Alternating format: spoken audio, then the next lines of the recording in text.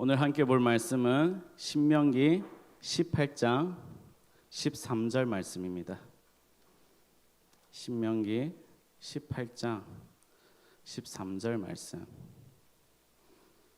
우리 한 목소리로 함께 읽도록 하겠습니다. 시작. 너는 내 하나님 여호와 앞에서 완전하라. 아멘.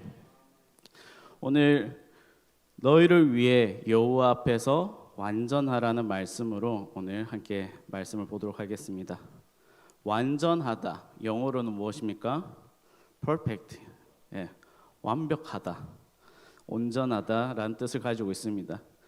살아오면서 시험지에 perfect라고 받아본 적이 저는 별로 없는 것 같습니다. 네, 쉽지 않습니다. 네, 너무 웃으시는데요. 네, 한덕수 목사님이 좋아하시는 야구에도 이 퍼펙트라는 단어를 사용하는 곳이 있는데요. 그것은 야구에서 퍼펙트 게임입니다. 이 퍼펙트 게임은 9이닝 이상 경기를 진행하면서 안타, 볼넷, 몸에 맞는 공, 혹여나 그렇게 실책으로 볼이 빠지는 것, 모든 것이 막힌 출루를 단 한 번도 타자에게 허용하지 않고 승리한 경기를 퍼펙트 경기라고 합니다. 근데 이게 얼마나 어려운 거냐면은 한국 야구 역사가 한 70년 정도 되더라고요. 그런데 중학교, 고등학교, 프로 1군, 2군 그리고 비공식적인 경기를 다 포함해도 100번이 되지 않는다고 합니다. 그만큼 어려운 것이 퍼펙트 게임이란 거죠. 그런데 오늘 하나님께서는 그 어려운 퍼펙트를 우리에게 하라고 말씀하고 있습니다. 하나님, 우리가 하나님 앞에 서는 것도 힘들고 하나님 앞에서 좋다라고 이야기 듣는 것도 쉽지 않은데 어떻게 퍼펙트를 받을 수 있습니까? 하나님께로부터 모세가 십계명을 받고 돌아왔을 때 얼굴이 환하게 빛납니다.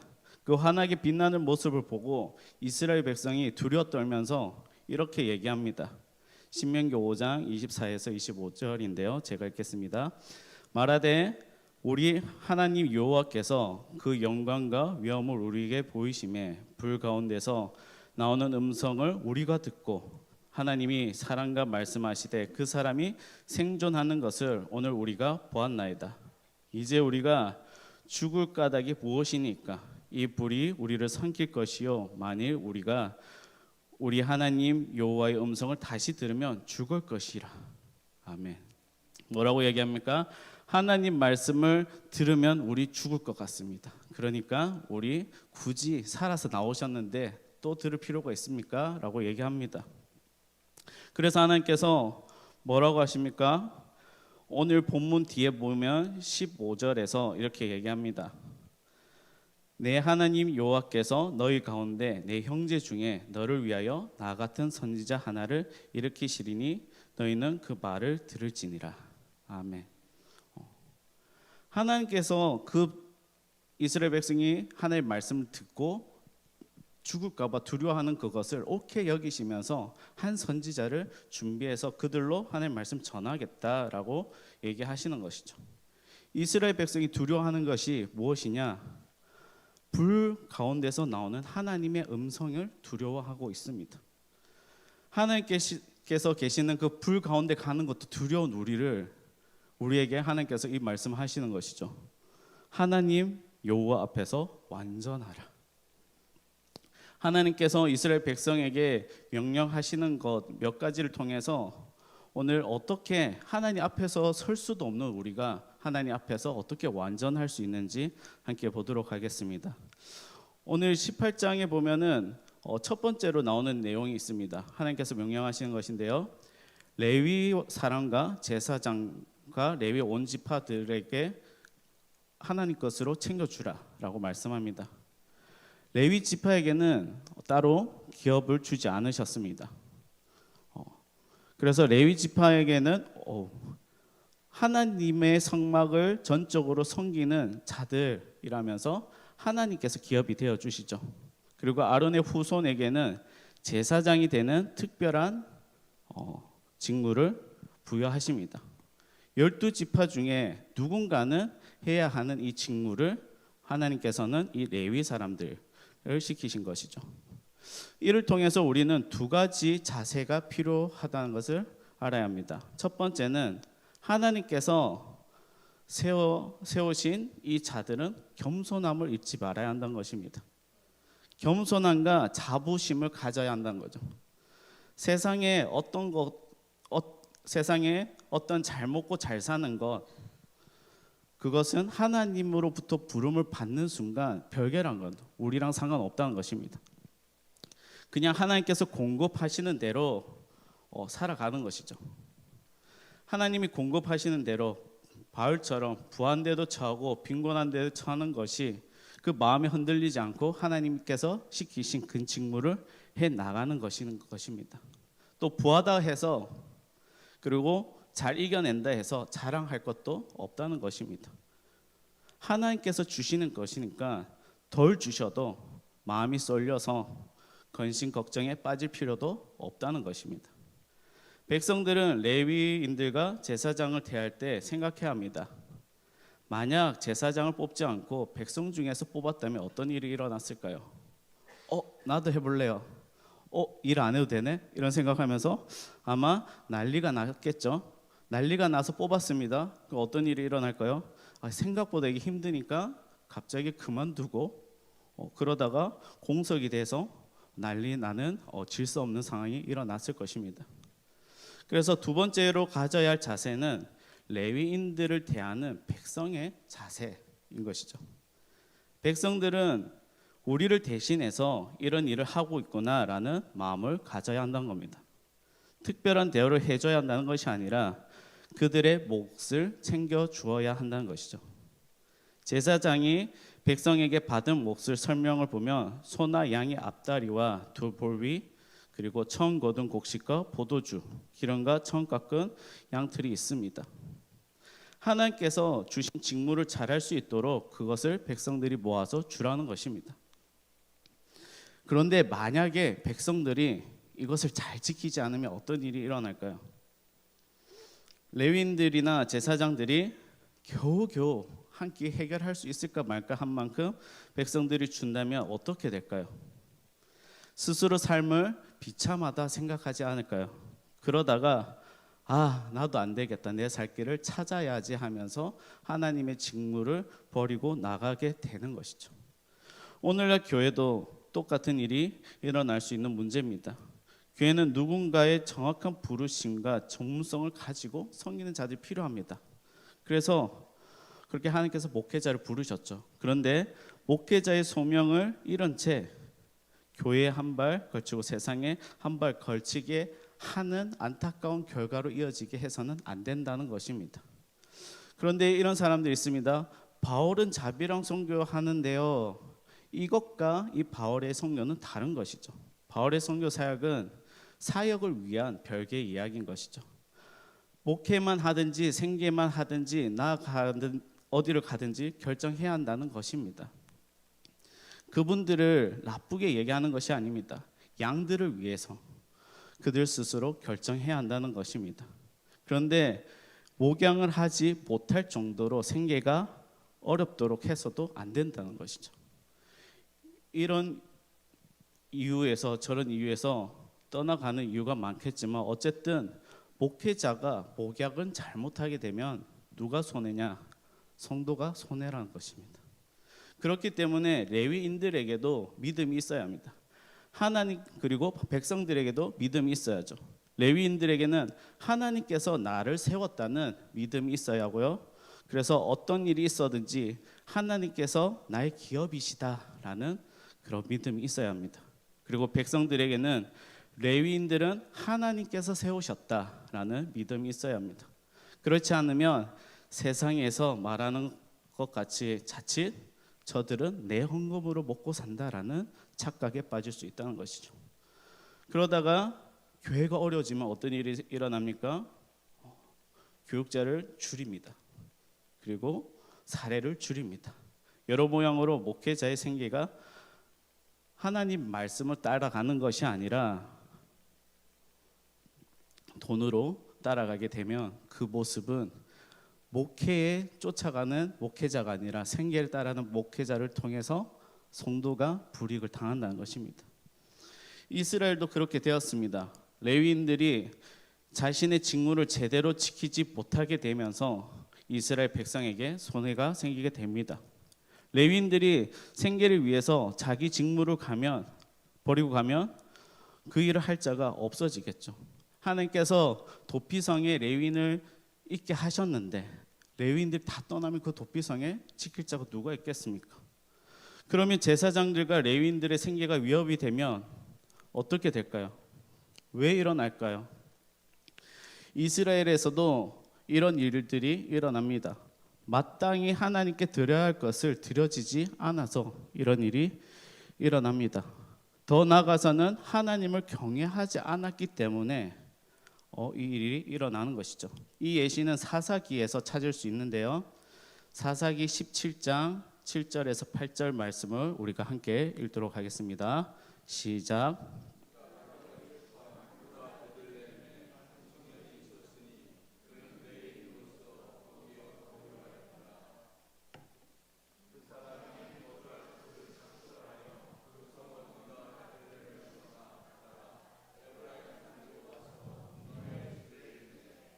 아멘. 유다 베들레헴의 한 레위 청년이 거주할 것을 찾아서 에브라임으로 갑니다. 이 내용이 그냥 보면은 아무렇지도 않은 내용이죠. 레위인이 다른 곳으로 이동해도 됩니다. 그래서 그 주어진 직무는 거기 가서 행하면 되는 거죠. 그런데 유다 지역의 레위인이 있는 성읍에는 레위인을 위한 성읍이 8개가 있습니다. 근데 베들레헴에서는 그 거리가 좀 됩니다.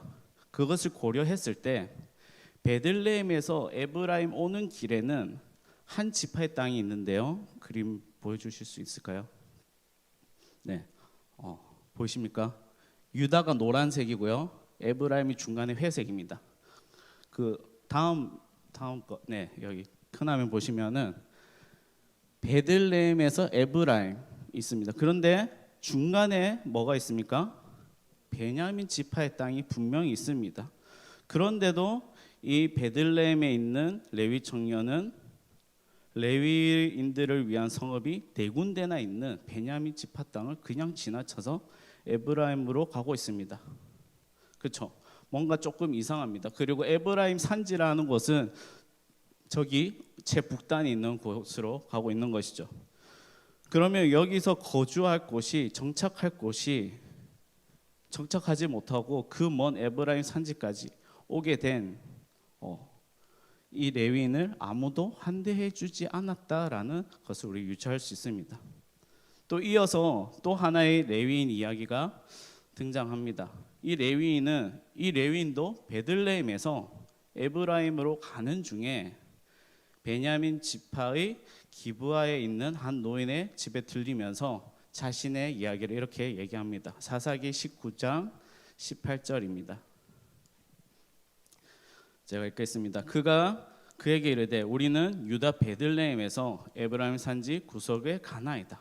나는 그곳 사람으로서 유다 베들레헴에 갔다가 이제는 여호와의 집으로 가는 중인데 나를 자기 집으로 영접하는 사람이 없나이다. 네. 이 레위인을 한 노인이 자신의 집으로 들입니다.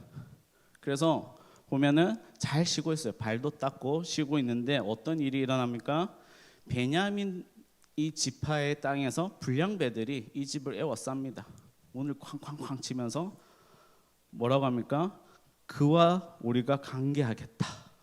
네. 동성연애하겠다, 뭐 이렇게 겁탈하겠다 이 얘기를 너무 당당하게 이 노인의 집에 와가지고 요구하는 것이죠. 그래서 이 노인이 어떻게 합니까? 이 레위인의 처와 자기 딸을 내보냅니다. 그리고 아침에 일어나니까 그 레위인의 처는 어떻게 되어 있습니까? 시체가 되어 있습니다. 그래서 이 레위인이 그 시체를 이스라엘 사방에 뿌립니다. 그리고 이 일에 놀랍게 여긴 이스라엘 백성들이 모여서 이 일이 어떻게 됐는지 알고 난 후에 베냐민 지파의 악행을 들음으로써 베냐민을 치는 장면이 나옵니다. 그 모습이 얼마나 처참한지 출애굽 당시 음란한 땅을 멸했던 방법과 똑같이 치기 시작합니다. 사사기 20장 48절인데요.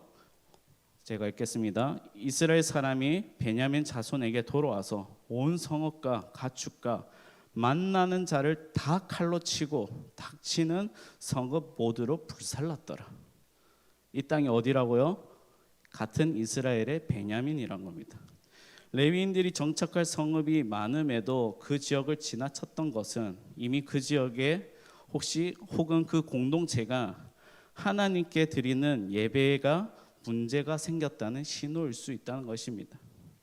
레위인과 제사장의 몫을 챙기는 것은 눈에 보이는 부분이지만 사실은 하나님과 바른 관계를 유지하는 것에 대한 올바른 섬김과 태도를 보여주는 것입니다.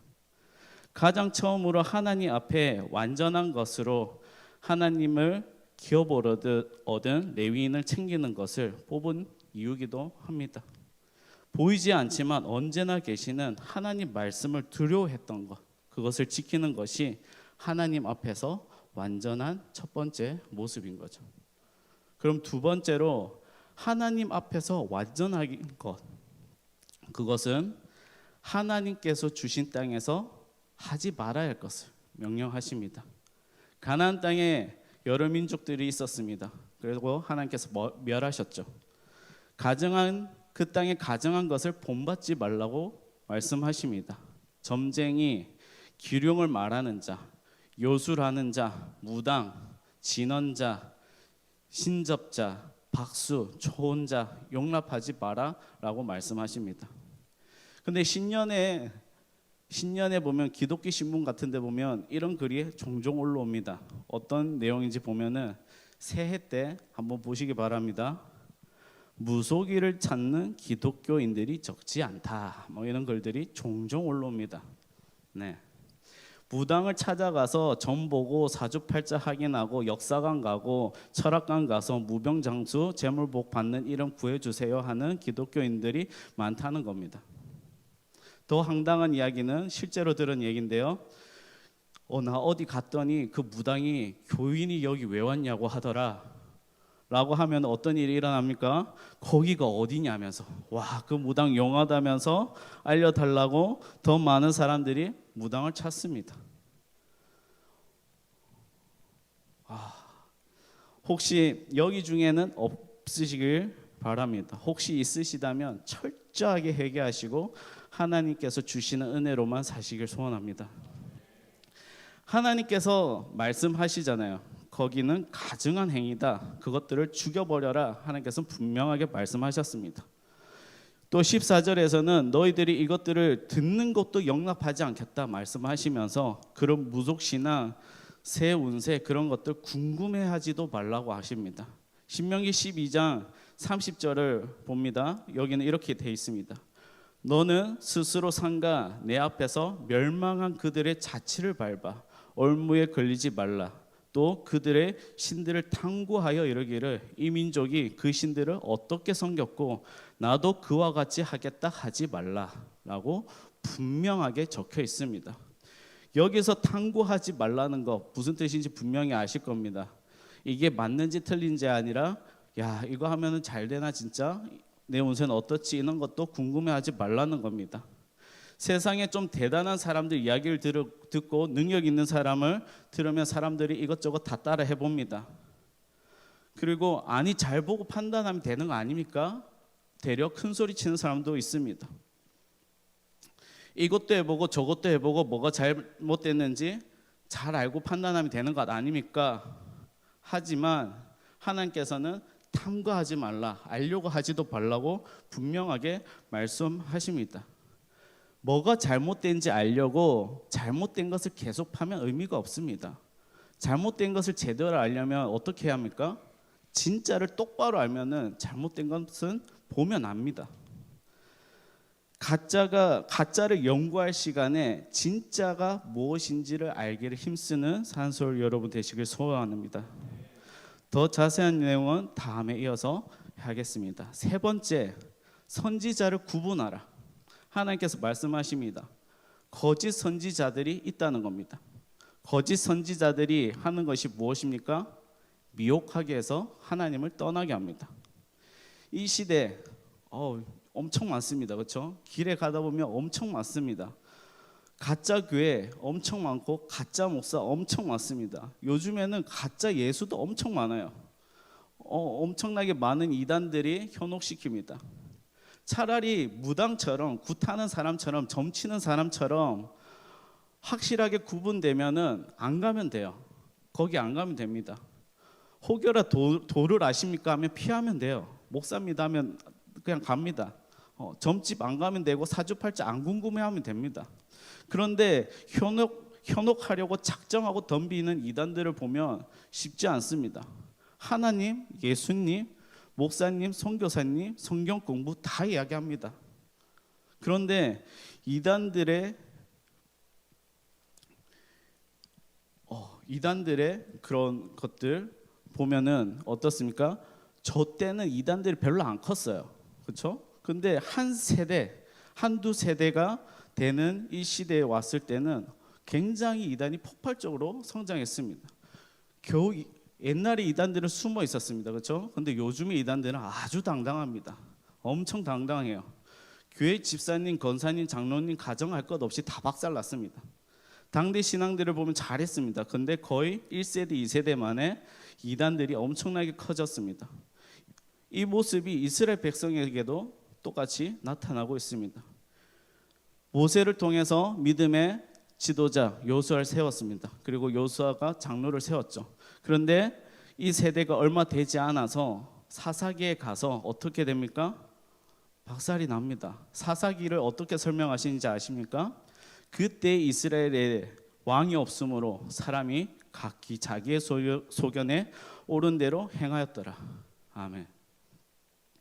요수아 이후에 후계자가 준비되지 못했어도 하나님께서는 모세와 같은 선지자를 주실 것이라 약속했습니다. 그래서 너희를 인도해 줄 것이다 라고 얘기했죠. 근데 오늘 18장을 통해서 무엇을 얘기합니까? 하나님께서 진짜 보내주실 건데 뭐도 같이 온다? 가짜도 같이 온다는 겁니다. 여러분, 진짜가 있으면 가짜도 있습니다. 근데 하나님께서 뭐라 하시냐? 분별해라고 얘기하는 것이죠. 진짜도 여호와의 이름으로 얘기하고 예수님 이야기하고 성령 이야기한다고 얘기합니다. 성경 말씀 공부도 얘기합니다. 가짜가 있는 것이 이상한 것이 아니란 겁니다. 그래서 무엇이 중요하냐? 가짜 선지자 있다면 진짜 선지자 있다는 것이죠. 진짜 선지자, 진짜 하나님 말씀을 전하는 자들의 말을 들어라는 것입니다. 하나님께서는 이렇게 선지자들을 보내서 전하십니다. 누구든지 내 이름으로 전하는 말을 듣지 아니하는 자는 내게 벌을 받을 것이요. 그래서 두렵고 떨리는 마음으로 하나님의 말씀을 들어야 하는 것이죠. 죄를 지어서 벌로 여기서 저기서 공격받습니다. 고통받으면 하나님께서 선지자를 보내주시죠. 그리고 하나님의 말씀을 전하고 하나님의 말씀을 듣고 순종하면 또 그런 대로 평안을 누립니다. 그런데 인간은 누군가의 관리를 받지 않으면 같은 실수를 반복합니다. 조금 지나고 나면은 또 죄의 자리에 와서 그 죄를 탐구하다가 죄에 빠지고 또 두드려 맞습니다. 그리고 하나님께서 또 선지자를 보내주시면 또 말씀을 듣고 뉘우칩니다.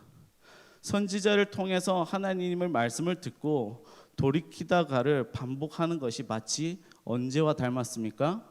사사기와 닮았습니다. 하나님의 말씀을 전하기 위해서 그때마다 선지자를 일으켜 세우셨습니다. 말씀을 해도 또 죄짓고 또 죄짓고 죄로 돌아가는 이스라엘 역사가 계속 반복될 것 같았지만 그러다가 어떤 일이 일어났습니까? 굉장히 우울한 시기가 찾아옵니다. 이 시기를 우리는 암흑기라고 부르죠. 400년 동안 말라기 선지서 이후에는 선지자가 없는 시기입니다. 마치 깜깜한 바다 위에 깜깜한 하늘 가운데 바람도 없는 배 위에 있는 것 같은 거죠. 잘했는지 못했는지, 이것을 하는 게 맞는 건지 저것을 하는 게 맞는 건지, 일로 가는 게 맞는 건지, 얼마나 잘못 왔는지, 얼마나 제대로 가고 있는지 아무것도 모르는 상황에 빠진 겁니다. 맞는지 틀린지 하나님께서 선지자를 보내주셔야 알지만 그것을 보내주지 않으니 그런 상황에 빠진 겁니다. 그렇기에 선지자들을 구별하여 하나님 말씀을 들으라는 것이죠. 22절에 이렇게 말씀하십니다. 어떻게 선지자를 구분해야 하느냐? 만일 선지자가 있어 여호와 이름으로 말한 일에 증언도 없고 성취함도 없으면 이는 여호와께서 말씀하신 것이 아니요 그 선지자가 제 마음대로 말한 말이니 너는 그를 두려워하지 말지니라. 아멘. 400년 암흑기가 끝나고 하나님께서 누구를 보내셨습니까?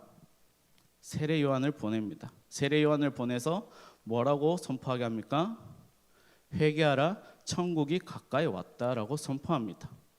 이 말씀의 증언과 성취가 무엇으로 나타납니까? 천국을 주시는 예수님 오심으로 성취됩니다. 여호와의 이름으로 선포하는 말 중에 어떤 것이 진짜인지 확인하려면 증언함, 성취함, 그 말이 이루어졌는지 보라는 것입니다. 이단들이 너무 아무 말이라 합니다. 많이 아시는 얘기죠. 14만 4천 명 다 차면 예수님 재림한다. 그래서 어떻게 됐습니까? 아무 일도 안 일어났죠. 지금 몇 명인지 찾아보지 않으셔도 됩니다. 훨씬 넘는 걸로 알고 있습니다. 그냥 다 지옥 가는 겁니다. 거짓이니까. 지금 거기서 하는 말은 어떤 말이냐면 현대적으로 풀이하면 숫자는 언제든지 바뀔 수 있다. 이런 얘기하고 있습니다. 이단들은 자기네들이 얘기하고 계속 바뀝니다. 그렇죠? 그리고 90 몇 년도에는 저도 뉴스에서 본 적 있는 것 같습니다. 종말이 온다고 난리가 났던 적이 있습니다. 뉴스에서 찍고 막 집 나가고 막 엄마 없어지고 난리 났던 시대가 있습니다. 그래서 그날 전부 다 막 진짜 저게 종말이면 어떡하지 하면 두근두근 하면서 뉴스 봤습니다. 그리고 다음 날 해가 떴습니다. 아무 일도 안 일어났습니다. 그리고 그 사람들 뭐라고 한 줄 아닙니까? 아, 미안하다, 우리가 시간을 잘못 계산했다 라고 얘기했습니다. 그런데 더 재미난 건 뭔지 압니까? 그렇게 잘못됐다라고 분명히 받고 다 웃음거리가 됐는데도 불구하고 지금도 거기서 앉아서 그게 헌금 바치고 예배하고 가짜 하나님, 가짜 예수한테 절하고 있다는 겁니다. 천국으로 가는 거는 예수님으로만 가는 겁니다. 그리고 예수님께서 말씀하셨죠. 시와 때는 천사도 모르고 나도 모르고 아버지만 아신다고 하셨습니다. 왜 계산을 합니까? 예수님께서 이 종말의 때에 뭐하라 했습니까? 계산해라 했습니까? 아니요, 깨어있으라 했습니다. 왜 아직도 거기서 못 나오는지 아십니까? 거기 있으니까 그래도 자신이 원했던 이적들 비슷한 게 일어나니까 그런 겁니다. 갑자기 직장이 생긴다든지 마치 병이 낫는다든지 그들의 눈에 보이는 거죠. 그게 진짜인지 쇼인지 분별하지 못하고 미혹되는 겁니다. 애굽의 술사들을 생각해 보십시오. 나일강을 붉게 만들거나 지팡이를 뱀으로 만들거나 뱀이 그리고 개구리가 나오거나 이가 이렇게 나오는 거나 이렇게 재앙 중에 4가지나 따라 합니다.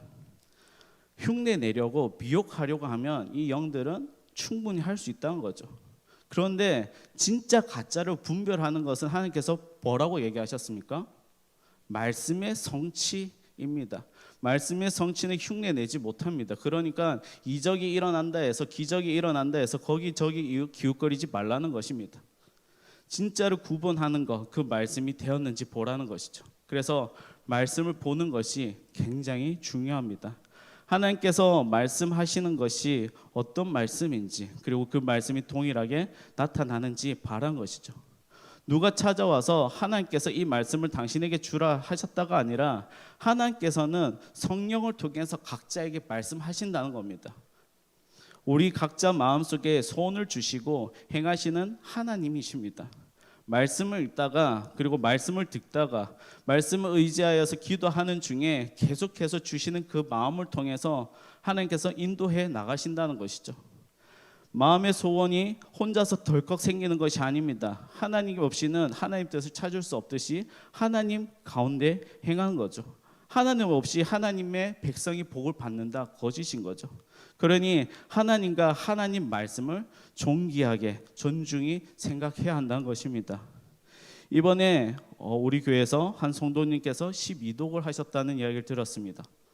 하나님 말씀을 읽고 그 말씀에서 하나님 뜻을 알아 순종하면 하나님께서는 분명하게 그 인생 가운데 역사하실 줄로 믿습니다. 하나님께서 신명기 18장을 통해서 하시는 말씀은 너무나 쉽습니다. 간단합니다. 너는 내 하나님 여호와 앞에서 완전하라. 여기 앞에서라는 표기되어 있는 이 말은요, 아임이라는 히브리어인데요, 이것을 어떤 단어에 붙이면 복수가 됩니다. 여자 뒤에 아임을 붙이면 여자들이 되고 남자 위에 붙이면 남자들이 됩니다. 그런데 여기서는 아임만 사용해서 함께 혹 동시에 더불어라는 뜻으로 번역됩니다. 그래서 이 원어를 직역하면 이런 말이죠. 너는 내 하나님 여호와와 함께 있어 완전하라. 아멘입니다. 하나님께서 어디 안 보이는 곳에 있는 것을 생각하고 함부로 하지 말라는 것입니다. 하나님을 말씀을 대언하는 모세나 그와 같은 선지자들이 있을 때만 하나님께서 말씀을 보내셨네, 하나님 계시네라고 생각하지 말고 하나님 말씀이 있다면 그것이 하나님이다 생각하고 두려워 떨므로 그 말씀에 반응해라는 것입니다. 하나님께서 나와 항상 함께 계시다 기억하며 말씀을 지켜 완전하라는 것입니다. 하지만 이스라엘 어땠습니까? 불순종합니다. 불순종으로 구약에 나타내는 파멸하다, 멸망시키다는 단어가 몇 번이나 나올까요? 검색해 보니까 444번. 죽을 사가 팡팡팡 나옵니다. 네. 보이지 않는 하나님을 자각하지 못한 하나님의 백성의 끝이 어떻게 되든지 분명하게 보여주는 장면입니다. 그래서 그대로 어떤 선택했습니까? 눈에 보이는 강대국을 의지합니다. 그런데 하나님께서는 그 결과도 어떻게 되는지 보여주시죠. 그 의지했던 아수르와 바벨론이 적이 되어서 그 나라를 멸망시켜 버리십니다. 말씀은 계속 알려줍니다. 하나님 말고 다른 것 찾으면 그걸로 망할 거야. 그럼에도 하나님은 오래 참으신다, 하나님은 사랑이니까 하나님을 두려워하지 않고 하나님 앞에서 완전하기를 읽고 아직도 각자의 소견대로 때를 얻든지 못 얻든지 자기의 소원대로 사는 사람들이 있습니다. 어떻게 될까요? 멸망합니다. 우리는 그 멸망할 것을 두려워 떨며 말씀 앞에 정직하게 행해야 할 줄로 믿습니다. 그러면 우리는 이 말씀을 듣고 어떻게 행해야 합니까?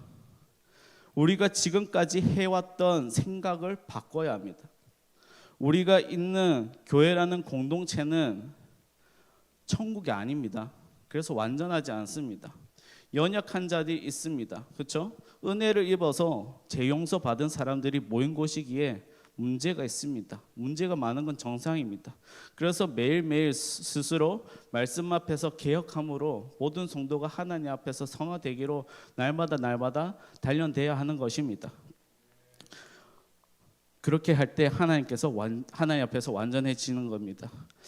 말씀을 정리합니다. 하나님께서는 오늘도 지금도 우리에게 말씀하십니다. 너는 내 하나님 여호와 앞에서 완전하라. 이 시대에는 선지자가 없죠. 그런데 일제강점기 신사참배를 거부한 운동의 대표적인 인물로 주기철 목사님이 계신데요. 주기철 목사님은 목사를 이렇게 정의합니다. 목사는 영적 지도자라는 의미의 칭호다. 성경에 기록되어 있는 선지자, 제사장, 사도, 목사, 감독, 장로 등의 직분을 총합한 직분이 목사직이다라고 말씀하셨습니다. 완전하지 않는 우리를 위해, 공동체를 위해 하나님께서는 안전장치로 올바른 말씀을 전하는 목회자들을 세우셨습니다. 그렇게 하나님은 말씀을 전하게 하시고 또 사랑하는 자들은 그것을 듣고 깨닫게 하십니다.